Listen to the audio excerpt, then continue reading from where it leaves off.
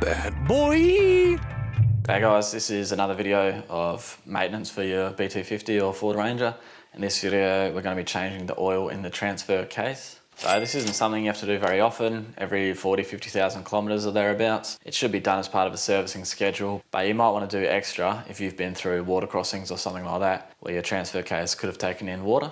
So for me personally, I'm just getting everything done at 40,000 kilometers. So I know that all my oils are fresh at that point, and then I can change them to a regular schedule after that. So I'll just run through some of the tools that we might need for this job.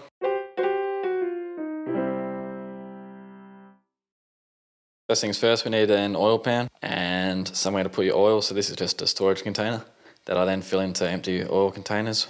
The transfer case only holds about 1.2 litres. It doesn't have to be too big. So for this job, we got paper towels. It's just for general tidy up purposes. This is the auto trans fluid that I'll be using. It's from Penrite. This is the same fluid for the transfer case, the transmission and the power steering.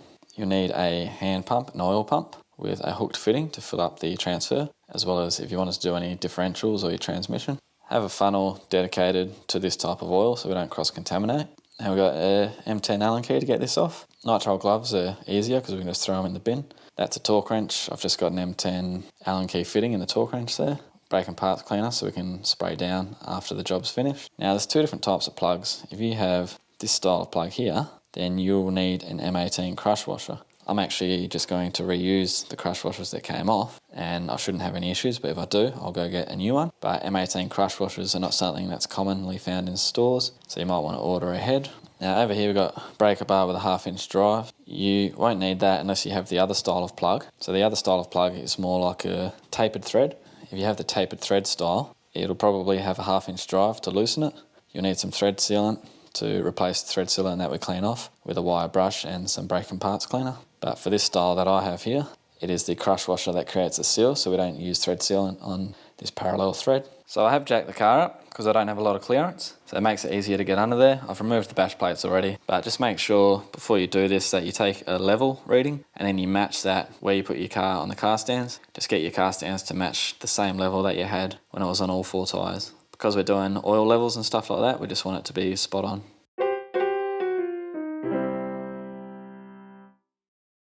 So get your oil pan ready underneath. This is our filler and level checker. This is our drain. Crack this first. Make sure you can get it out before you drain everything. Because if you drain everything and then you can't get this off, then you're stuck with no transfer fluid.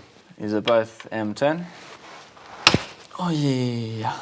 So we've cracked this. You can remove this completely.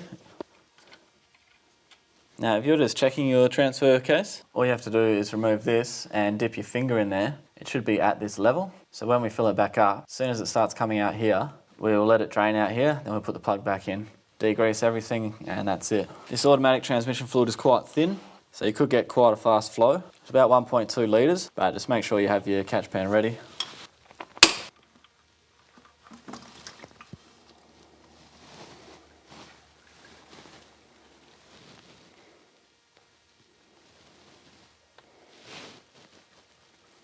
So you should go for a drive before you do this, just to get the oil warm. It'll drain a bit better. So I'll wait for this to stop and then I'll go clean this. So this plug has some sort of magnet in it, and you can see little metal shavings through the oil there, the transfer case oil. So we'll clean all this off before we fill it up and put it back in.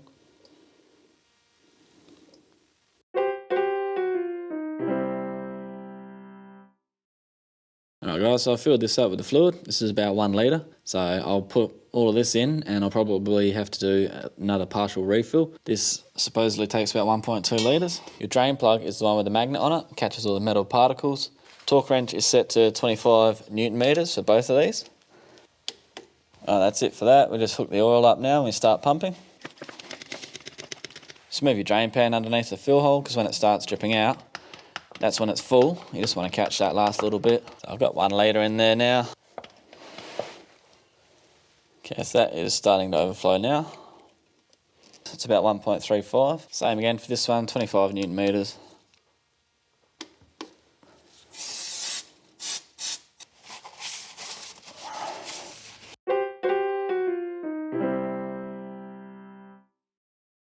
Alright guys, that's it. Now leave your bash plates off, drop the car, take it for a drive. The hotter the oil is, the more easy it flows, so you're more likely to have a leak at operating temperature than you are when it's cold. So go for a drive, come back, check all your transfer case, especially the drain plug, because that's the most likely one to leak. And if that's all good, then you can put your bash plates on and go about your business. This car's only done 40,000 Ks, and you saw how dirty the transfer case oil was.